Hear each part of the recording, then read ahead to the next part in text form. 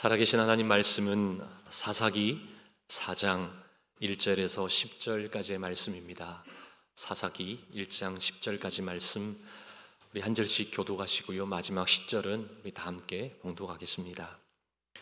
에훗이 죽으니 이스라엘 자손이 또 여호와의 목전에 악을 행하매 여호와께서 하솔에서 통치하는 가나안 왕 야빈의 손을 그들을 파셨으니 그의 군대 장관은 하롯셋 학고임에 거주하는 시스라요.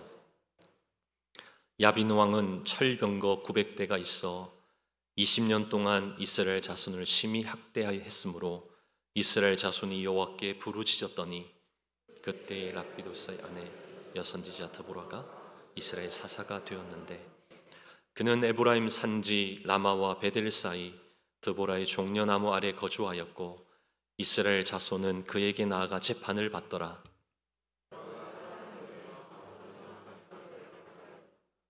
게데스에서 불러다가 그에게 이르되 이스라엘 하나님 여호와께서 이같이 명령하지 아니하셨느냐? 너는 납달리 자손과 스불론 자손 10,000명을 거느리고 다볼 산으로 가라. 내가 야빈의 군대 장관 시스라와 그의 병거들과 그의 무리를 기손 강으로 이끌어 내게 이르게 하고 그를 내 손에 넘겨주리라 하셨느니라. 바락이 그에게 이르되 만일 당신이 나와 함께 가면 내가 가려니와 만일 당신이 나와 함께 가지 아니하면 나도 가지 아니하겠노라 하니 이르되 내가 반드시 너와 함께 가리라. 그러나 내가 이번에 가는 길에서는 영광을 얻지 못하리니 이는 여호와께서 시스라를 여인의 손에 파실 것임이니라 하고 드보라가 일어나 바락과 함께 게데스로 가니라. 바락이 스불론과 납달리를 게데스로 부르니 10,000명이 그를 따라 올라가고 드보라도 그와 함께 올라가니라. 아멘. 살아계신 하나님 말씀입니다. 아멘. 어두운 시대마다 타락한 세대마다 우리 하나님이 특별히 사용하신 사람들이 있었죠. 온 인류가 타락의 길을 걷고 있을 때 하나님께서는 노아라는 한 의인을 세우시고 사용하셨습니다.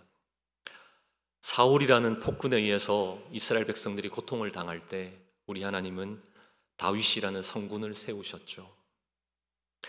여러 가지 죄악으로 혼란스러웠던 분열왕국 시대에는 엘리야 같은 하나님께서 선지자를 세우셔서 그들을 이스라엘 위에 사용하셨습니다. 절망적인 바벨론 포로 시절에는 다니엘과 같은 참신한 믿음의 사람들을 세우셔서 소망의 빛들을 보여주셨죠. 시대마다 우리 하나님께서는 가장 필요한 사람을 그곳에 알맞게 세워주셨다는 겁니다. 그리고 사용하셔서 하나님의 역사를 이루셨습니다. 사사기 시대에도 마찬가지인 것이죠. 하나님께서는 12명의 사사를 세우셨습니다. 오늘 본문에 나오는 주인공도 바로 그 12명 사사 중에 한 명이죠. 근데 특징이 있죠. 특징이 무엇인고 하니 12명의 사사 중에 유일하게 여자 사사였다는 겁니다. 그냥 성경을 읽으면 하나님이 사사를 세우시구나, 여자를 세우셔서도 사용하시는 거구나 이렇게 넘어갈 수 있지만 그러나 그 당시의 문화적인 그런 배경, 사회적인 배경들을 보면 하나님이 선택하심이 예사롭지 않다는 겁니다. 사사기 3장에서 보면 하나님이 선택하셨던 사사가 몇 명이 나오죠. 먼저는 오른손을 쓰지 못하는 왼손잡이 에훗이 나옵니다. 그 말은 다른 말로 바꾸면 장애를 안고 있는 사람 에훗을 사사로 쓰셨다는 것이죠. 그것뿐만이 아니죠. 사사기 3장 31절에 보면 딱 한 절 등장하는 사람, 바로 농사꾼이었던 삼갈이라는 사람을 우리 하나님께서는 사사로 사용하셨습니다. 어떻게 보면 참 평범하고 보잘것없는 그런 하찮은 사람을 우리 하나님 쓰셨죠. 그것뿐입니까? 오늘 본문에 보면 사장에서도 우리 하나님이 한 여인을 사사로 부르셨다는 겁니다. 여사사 드보라의 선택도 마찬가지였습니다. 그 당시를 한번 생각해 보시죠. 이스라엘에서 여자란 어떤 존재였습니까? 오늘날과는 비교할 수가 없죠. 말로 표현할 수 없을 정도로 그 당시는 비참하고 보잘것없는 존재가 여자였다는 겁니다. 유대인들이 아침에 일어나서 세 가지 감사를 했다는 것이죠. 먼저는 이방인으로 태어나지 않은 것 감사했고요. 또 한 가지는 종으로 태어나지 않은 것. 마지막 하나는 무엇일까요? 네, 여자로 태어나지 않은 것. 이 세 가지, 이방인, 종, 여자로 태어나지 않은 것에 대해서 감사했다라고 하면 그 당시 문화가, 사회가 어떻는지를 짐작해 볼 수 있겠죠. 이런 상황 속에 평범하게 뿐만 아니라 하찮게 여겼던 그 여인, 그 주부를 우리 하나님께서는 하나님 나라를 위하여 사사로 세우셨다는 겁니다. 그 평범한 사람이 무엇을 하겠다고 행동한다면 그것은 참 놀라운 일이 아니겠습니까? 당신은 상상도 할 수 없는 그런 일이 일어난 겁니다. 오늘 이것이 본문의 배경인 것이죠. 이런 사실을 통해 우리가 깨닫는 것이 무엇입니까? 사람의 약점, 평범함이 하나님께 쓰임받지 못할 어떤 방해 요인도 될 수 없다는 겁니다. 우리가 아무리 연약해도 하나님이 쓰시면 놀라운 역사가, 기적이 우리를 통해 일어나는 줄 믿습니다. 오히려 그 약점을 통해서 하나님 의지하게 될 때 우리에 있는 그 약점은 축복인 줄 믿습니다. 그러기에 찬양의 고백처럼 약할 때 강함 되시네. 우리 그렇게 고백할 수 있는 것이죠. 사랑하는 저와 여러분, 우리의 평범함, 우리의 하찮음 때문에 여러분 하나님께서 주신 그 비전, 그 꿈을 포기하셨습니까? 이제는 그 주님이 주시는 그 비전, 그 꿈들을 우리 가슴에 담아야 하는 것이죠. 우리의 약함 속에 어떻게 하나님 강함 되심으로 하나님 일을 이루어 나가시는지 바라보고 경험하는 저와 여러분 되기를 간절히 소망합니다. 우리 하나님 때문에 전혀 다른 모습으로 우리의 약함이 비범함으로 바뀌게 하실 줄 믿습니다.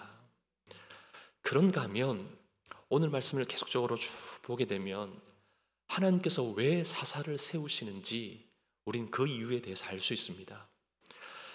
하나님께서 이 사사기를 기록함에 있어 사사를 세우심에 그 말씀들을 쭉 보면 나타나는 패턴들이 있습니다. 사사기의 사이클이라고 보통 이야기를 하죠. 먼저 오늘 1절을 한번 보십시오.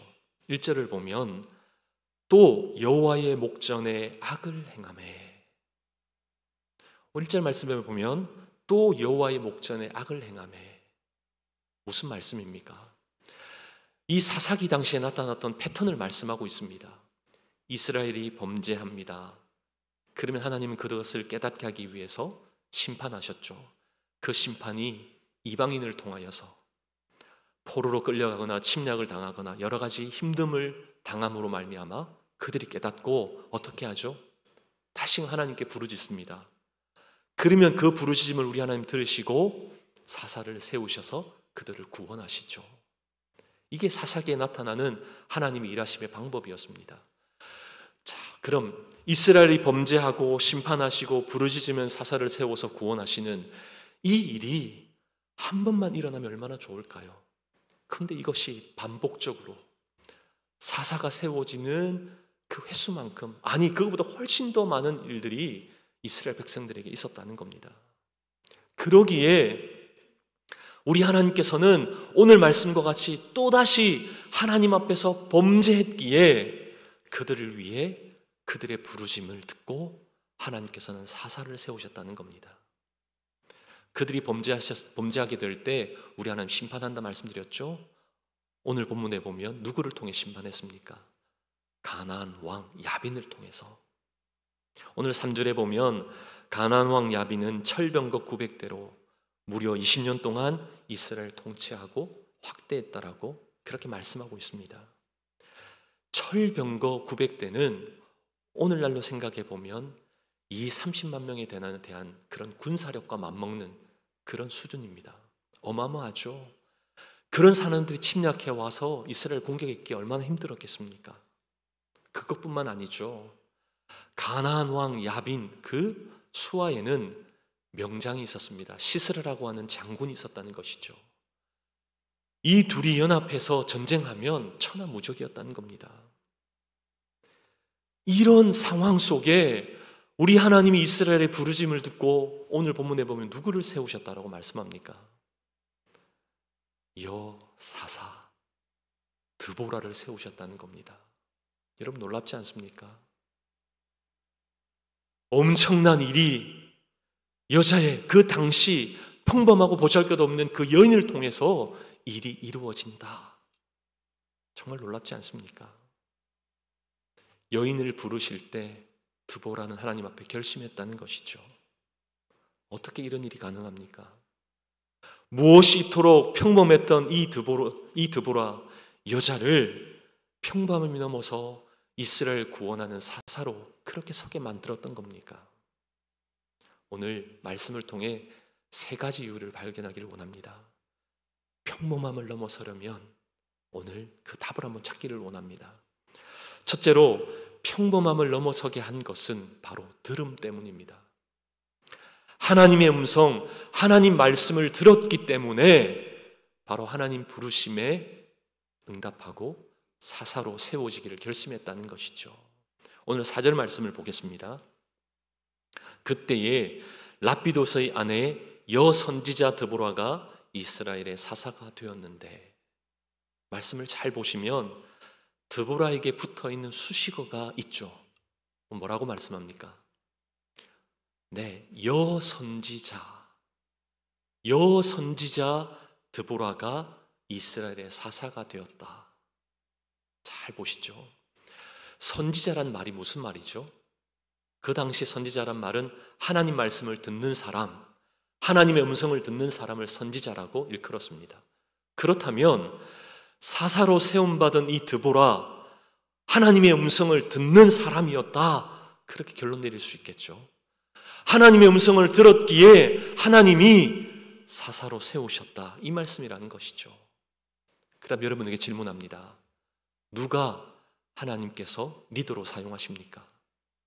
누가 하나님이 사사로 쓰신다는 겁니까? 어떤 사람을요?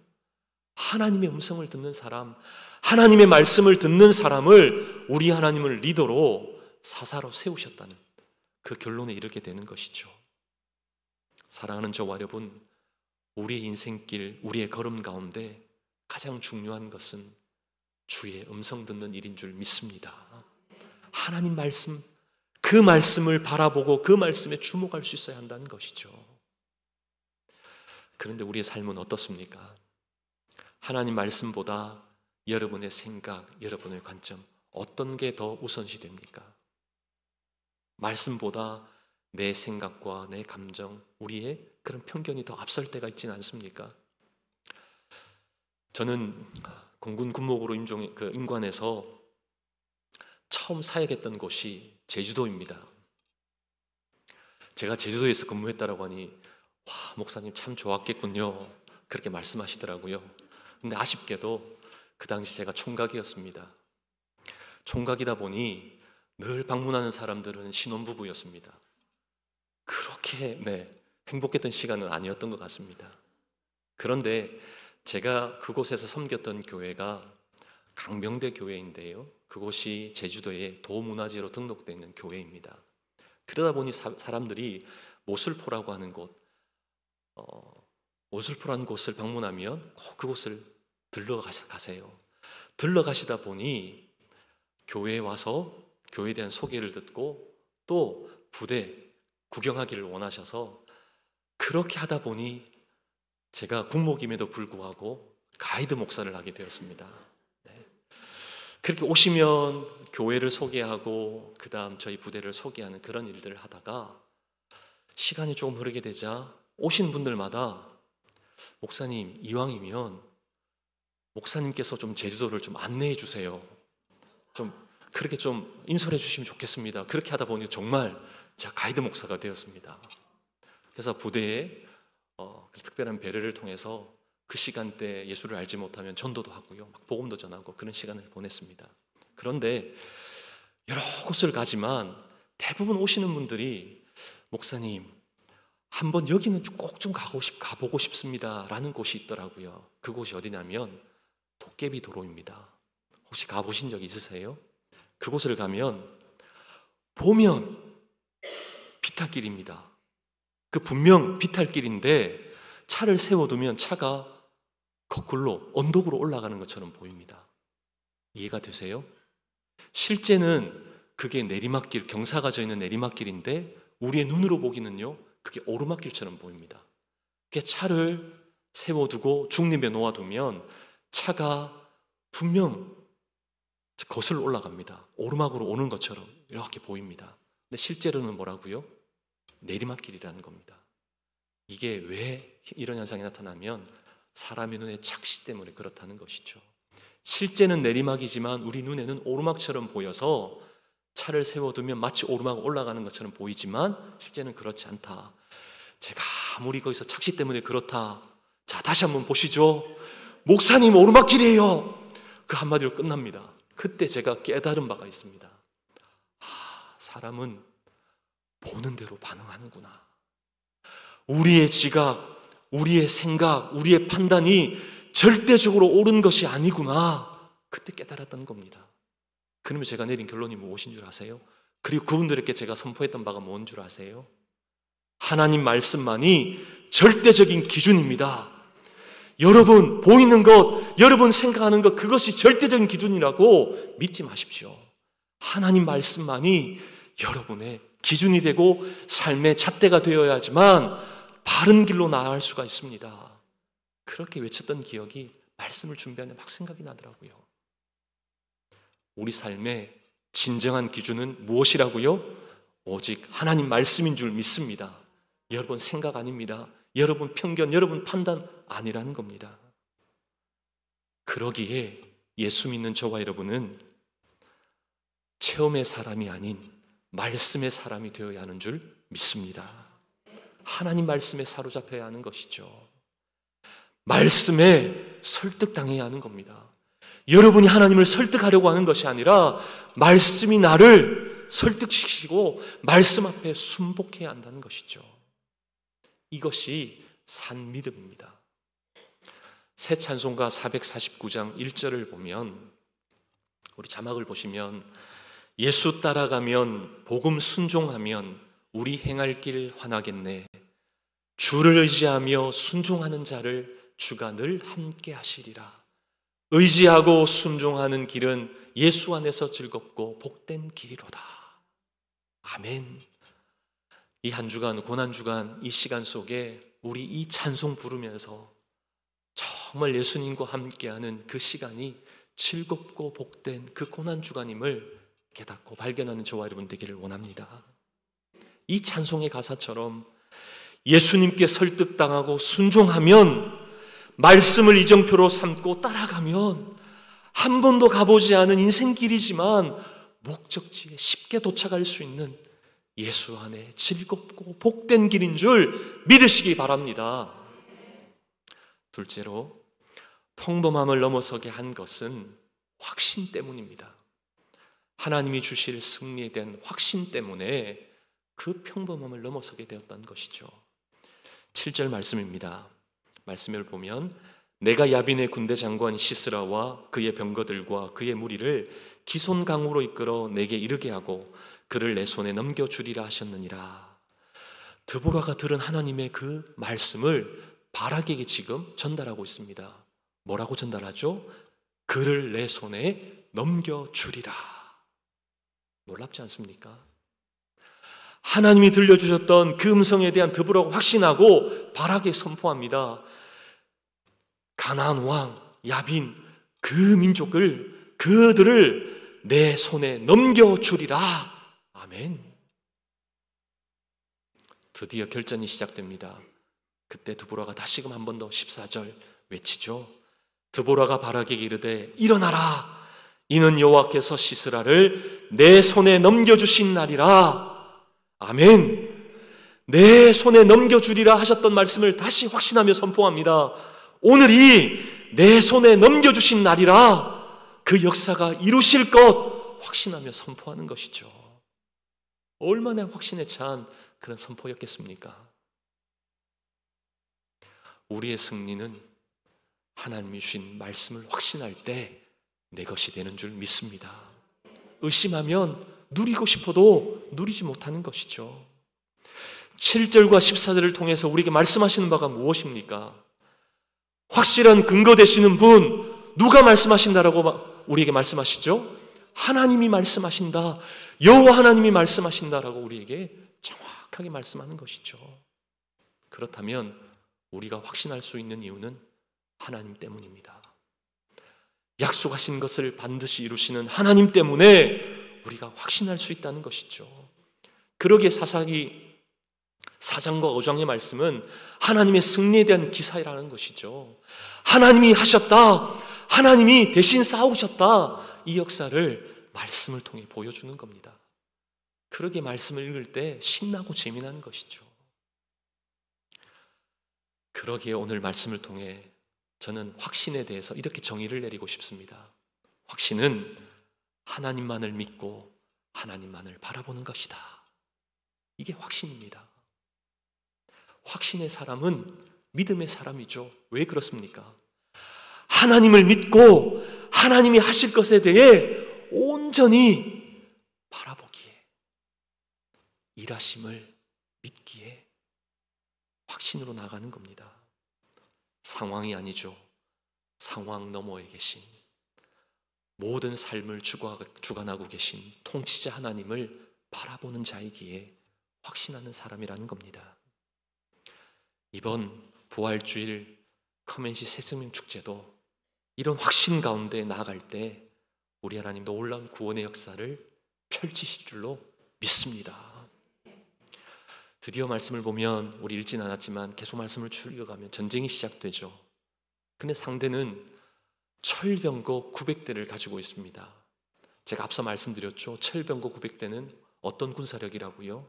이 30만 명에 해당되는 그런 군사력입니다. 어떻게 보면 오늘날로 보면 탱크와 같은 겁니다. 그렇게 전쟁을 하기에 이스라엘 백성은 몇 명이 전쟁하러 왔죠? 말씀해 보면 10,000명입니다. 10,000명 대 이 30만 명. 몇 배의 차이가 나죠? 네, 제가 1부 때는 여쭙지 않고 바로 답을 말씀드렸습니다. 2부는 혹시나 했는데 네, 역시나 그렇군요. 30배 차이가 나죠. 놀랍습니다. 이 수로 싸운다는 건 도저히 싸움이 되지 않는 그런 전쟁입니다. 이스라엘이 넘을 수 없는 그런 장벽과 같은 그런 상황이라는 것이죠. 그런데 15절 말씀을 보면 여호와께서 바락 앞에서 시스라와 그의 모든 병거와 그의 온 군대를 칼날로 혼란에 빠지게 하심에 시스라가 병거에서 내려 걸어서 도망한지라.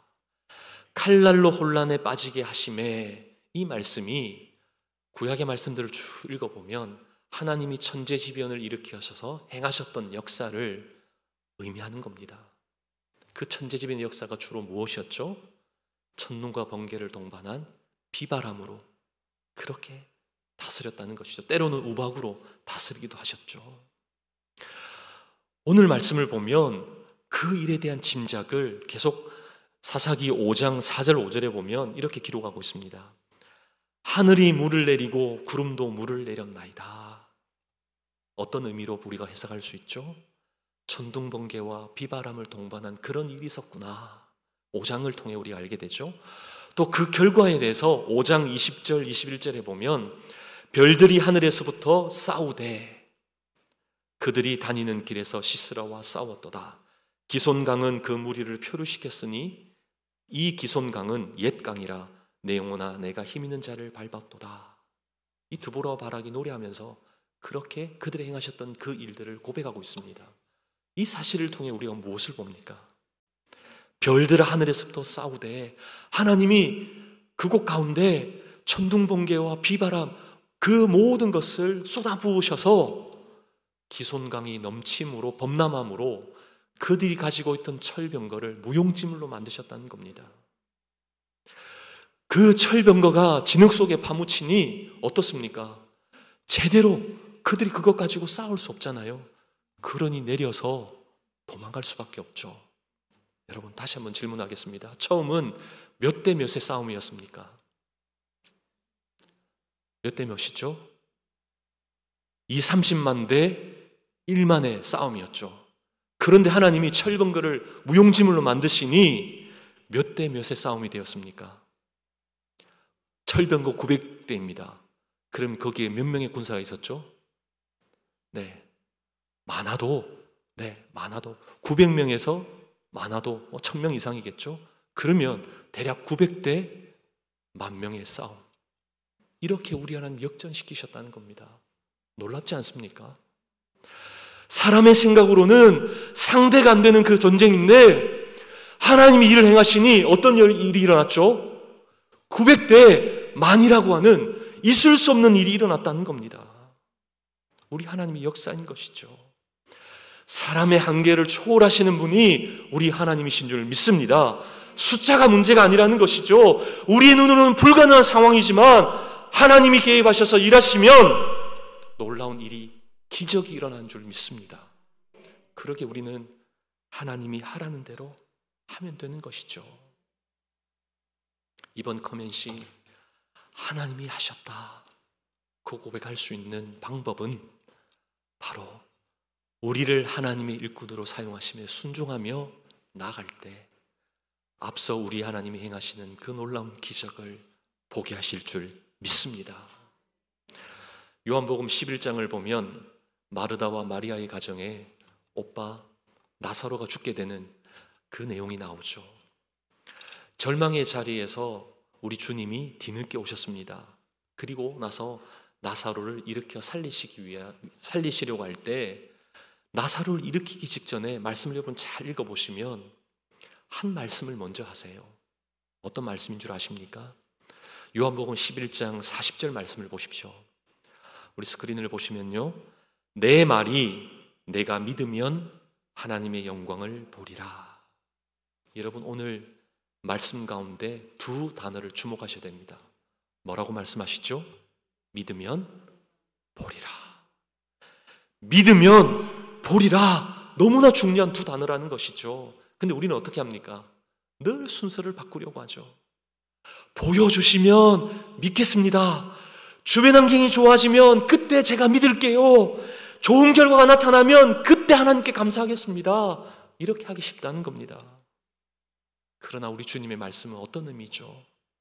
아직 나사로가 일어나지 않았지만 먼저 믿을 수 있느냐? 믿음의 눈으로 살아난 나사로가 보이느냐? 믿음의 눈으로 좋아진 환경을 내 눈으로 볼 수 있느냐?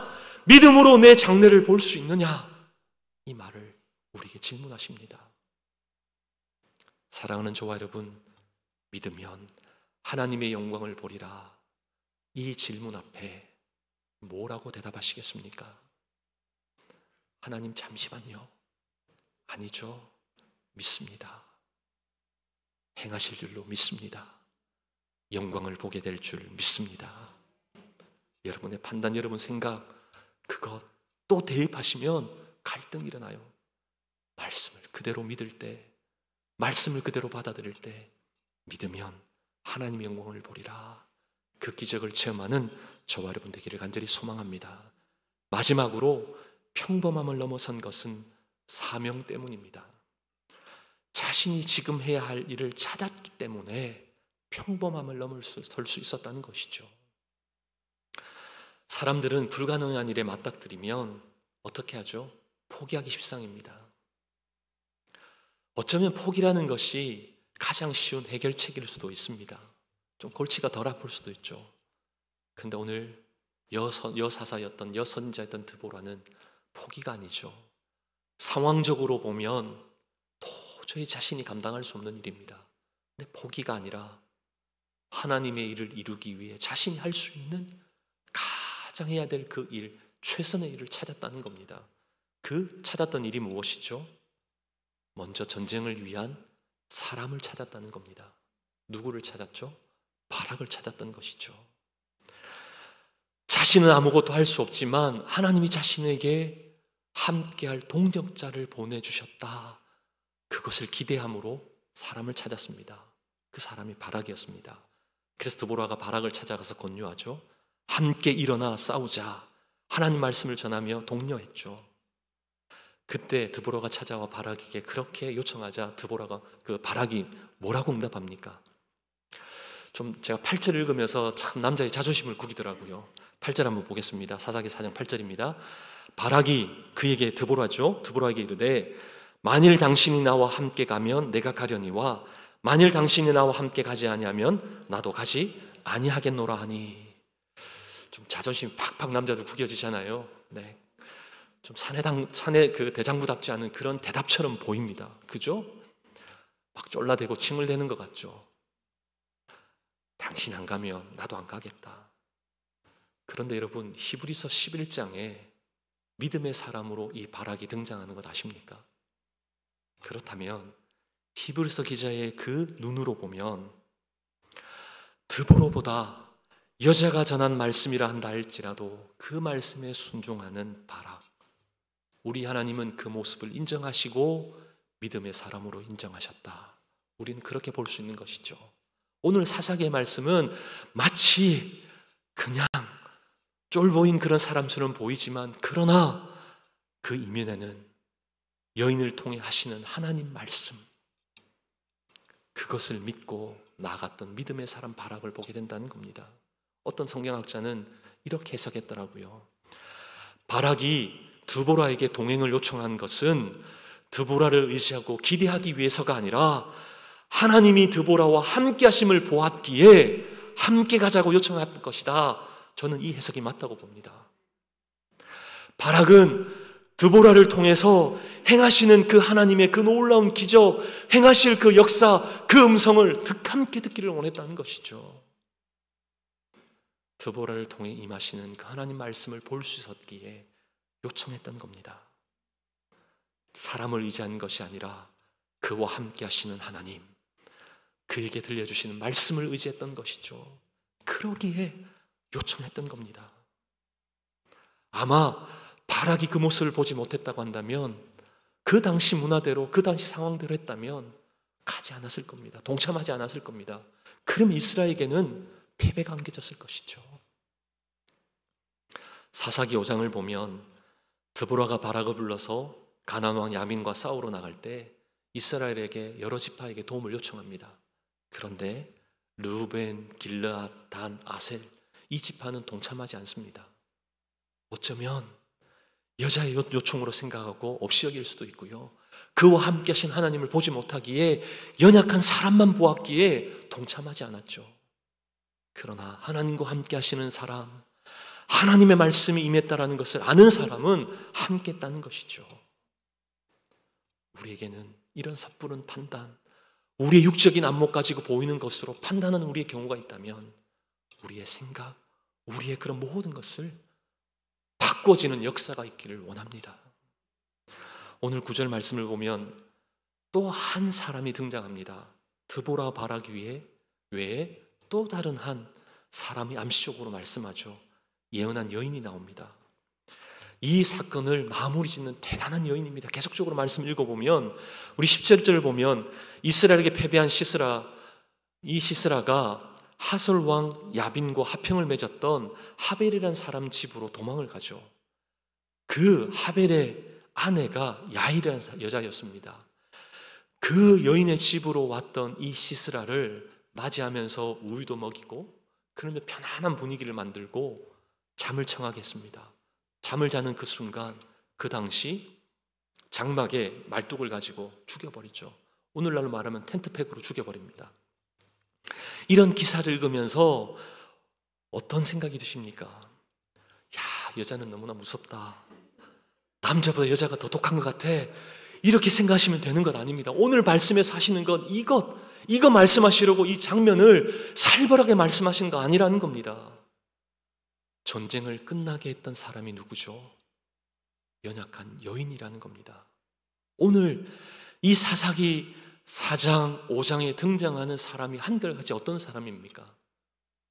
여선지자 드보라. 또 누구죠? 네, 함께 가자라고 하는 바락. 또 여인 야엘. 이 야엘은요, 이방인이었습니다. 갠 사람이었습니다. 성경에 이름도 올릴 수 없는 그런 사람이었죠. 한결같이 초라하고 보잘것없는 평범한 사람들인데 그들이 하나님 말씀 듣고 그 말씀을 확신하고 하나님이 함께 하시는 그 역사, 하나님이 행하실 그 놀라운 일들을 바라봄으로 내게 주신 사명으로 할 때, 그 일을 행할 때 놀라운 구원의 역사가 임했다는 사실을 우리 말씀을 통해 보여주시는 겁니다. 그렇다면 저와 여러분, 말씀 앞에서 우리 또한 어떻게 살아야 할까요? 하나님, 참 연약해요. 보잘것 없어요. 어떻게 하나님의 일을 제가 할 수 있을까요? 더 이상 이런 푸념, 이런 고백으로 합리화하지 마십시오. 우리 하나님은 우리의 약함조차도 하나님 일을 위해서 능력으로 사용하시기를 원하십니다. 하나님 말씀 들을 수 있는 귀가 열린다면, 그 말씀 들린 말씀에 확신할 수만 있다면, 그 확신 속에 내게 보여주신 그 일이 내게 주신 사명으로, 다른 사람이 보지 못하는 그 일을 보게 하실 때 내게 주시는 사명으로 받아들인 그 사람을 통해 오늘도 우리 하나님 일하시는 줄 믿습니다. 다음 주 3월 31일 부활주일 새생명 축제가 우리 가운데 펼쳐지죠. 우리 하나님께서 저와 여러분을 들어 사용하시길 원하십니다. 하찮은 우리이지만 나를 통해 일하실 것을 믿는다면, 하나님 말씀이 내게 강력하게 역사하신다면 그 말씀에 순종합니다. 나를 통해 구원의 역사를 펼치실 줄로 믿습니다. 이 담대한 선포 앞에 하나님께 영광을 올려드리는 저와 여러분 되기를 간절히 소망합니다. 고린도서 10장 31절 말씀을 보면, 그런즉 너희가 먹든지 마시든지 무엇을 하든지 다 하나님의 영광을 위하여 하라. 하나님의 영광은 먹고 마시는 일처럼 한창게 여겨지는 그 현장, 평범하게 살아가는 그 일상 가운데 세우신 일꾼들을 통해 일어나는 줄 믿습니다. 그 일을 위해 이번 한 주간 힘써 살아내는 하나님의 영광이 되는 일이 우리의 평범한 삶 속에 이루어지게 하실 줄 믿습니다.